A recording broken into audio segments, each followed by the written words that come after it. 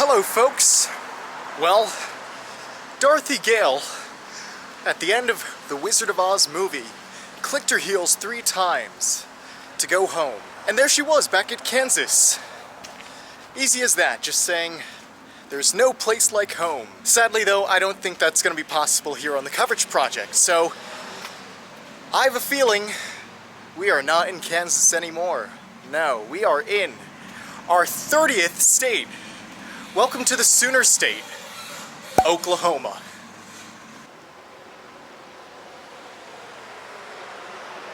For this entire Frontier Americana trip thus far, we have been trending westward.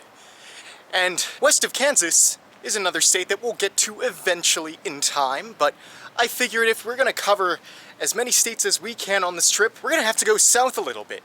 There are a few states that we have not visited, one of which is Oklahoma, of course. Oklahoma is a weird state because it's kind of a mix, a blend of different regions in the US. It's hard to really characterize, identify Oklahoma. It could be characterized as the transition point between Southern culture and Western culture.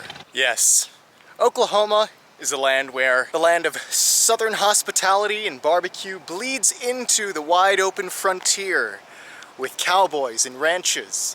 It is a fascinating state for me. I am glad we get to share this experience in Oklahoma together for the next few days.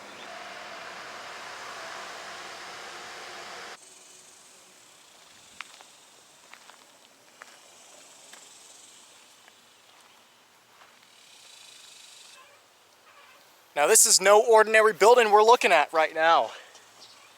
This is the Scottish Rite Freemason Temple. And no, I'm not talking about any old stoneworker, I'm talking about the Freemasons. These are supposedly, the secret society that controls the world, full of elites. How spooky is that? Yeah, so all over America you can find these Freemason temples, mostly in bigger cities, but even here in Oklahoma, there's a chapter of them. You know, for a secret society like the Freemasons, they sure know how to make their buildings large and visible.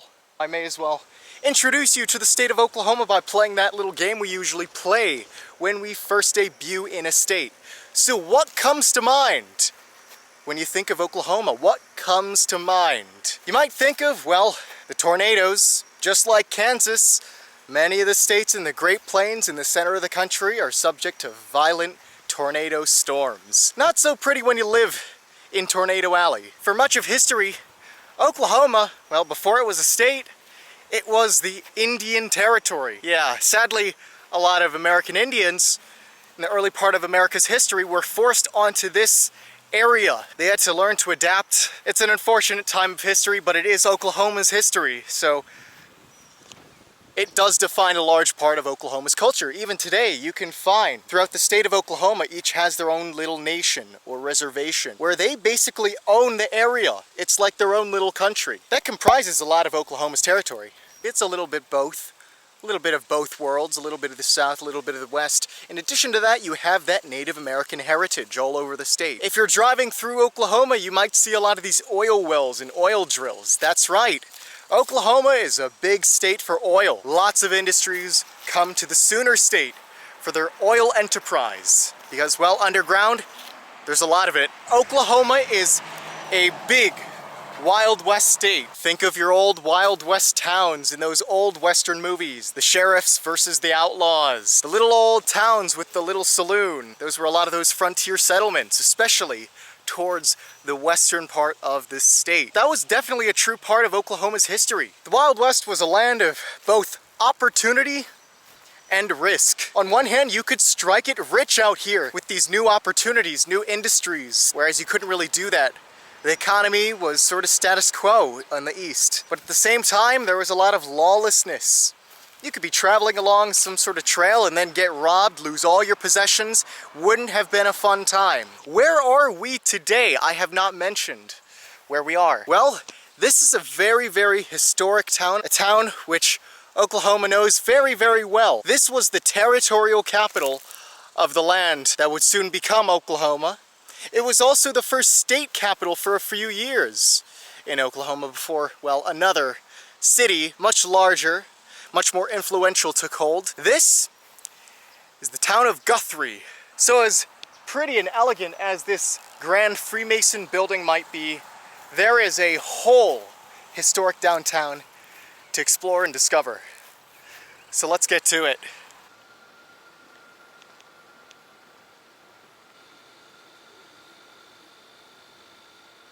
Now, the states of America were incorporated into the Union as states in an order that sort of resembles an eastward to westward settlement. But there's one thing that just doesn't make sense. Oklahoma's in the relative center of the country. Shouldn't it have been made a state around the same time as maybe Kansas or Texas or Arkansas or Missouri?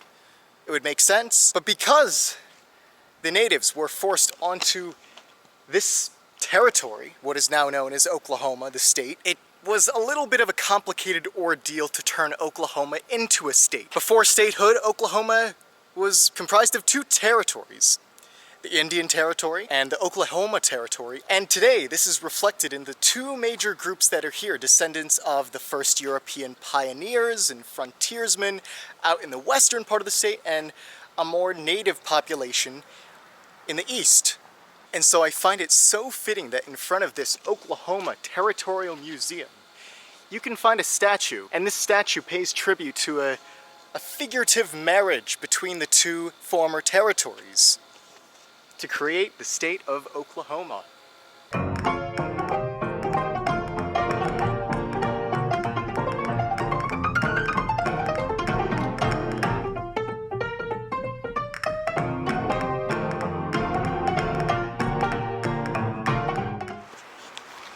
Guthrie clock. As you can see, if you ever visit Guthrie, Oklahoma, you'll find that it looks oddly eastern, east coast, for a frontier town. That's because it was designed to look so.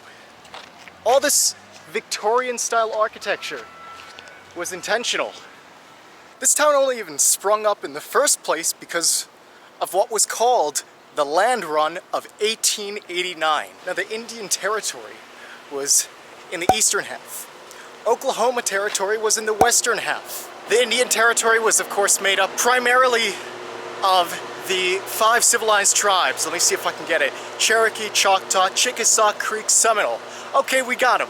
So those 5 tribes, plus a couple others, like the Osage and the Cheyenne, they lived in this territory, removed from their original homelands. Of course, I'm brushing through a lot of it, but it was an unfortunate series of events. A lot of unethical treaties made and backed off of, and not a fun time for the Native Americans. Due to a deal brokered between the natives, the Creek and the Seminole, and then the government of the US, all of a sudden a huge swath of land opened up. It was sold by the natives as a result of this deal. These unassigned lands became one of the most sought after areas in the country. It had some pretty good farmland, at least relative to anything else that was unclaimed at the time. And so, there were a group of people with loud demands. These guys were called boomers. And no, I'm not talking about the old people who complain at your local Walmart. I'm talking about the Oklahoma boomers who campaigned for these lands to be opened up for anyone to claim. So after a long time of just trying to keep the status quo, Benjamin Harrison, president number 23, decided, hey, you know what, why not? Let's open up these unassigned lands for anybody who decides to come along. And come along they did. A little bit too early. There were people who decided right before the set date, April 22nd, 1889 at high noon. There were some people who wanted to just cheat the system, not play the game fairly, and went out and claimed those plots of land a little too soon. And that's where you get the term sooner, as in Sooner State. So anybody who has gone to Oklahoma University, you know the term, boomer sooner. That's where it comes from. So of the people who wanted to play this land grab game fairly, 50,000 people showed up, awaiting for the guns to fire, indicating the start of the race to claim these unassigned lands.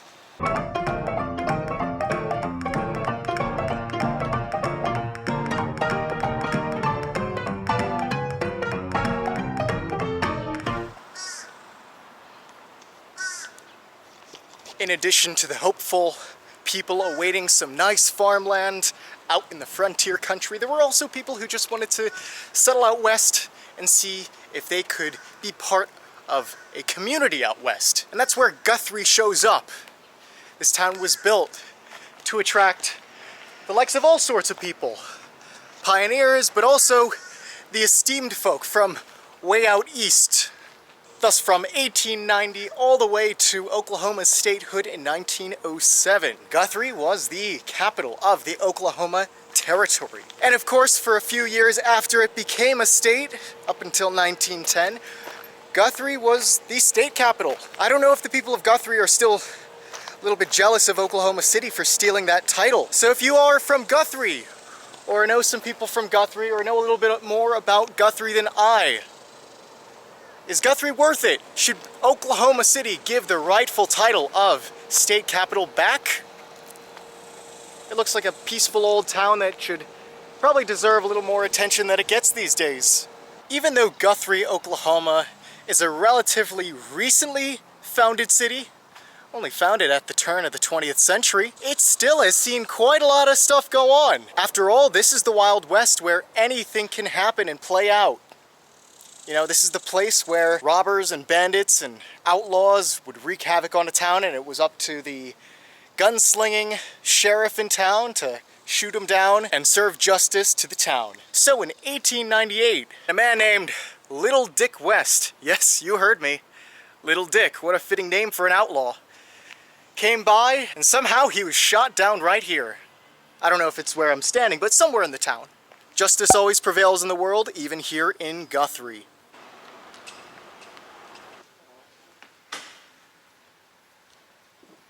Walk in and buy opium, strychnine, chloroform, cocaine, arsenic. And these are supposed to be medicinal back in the day. Wow. Just over the counter. Says they were prescribing it for coughing. That's from that era. Oh, cannabis. From the 1920s and 30s. Oh my goodness. And at that time you could get that stuff, but was prohibition and alcohol. Right, these people wanted to do something else because alcohol wasn't allowed.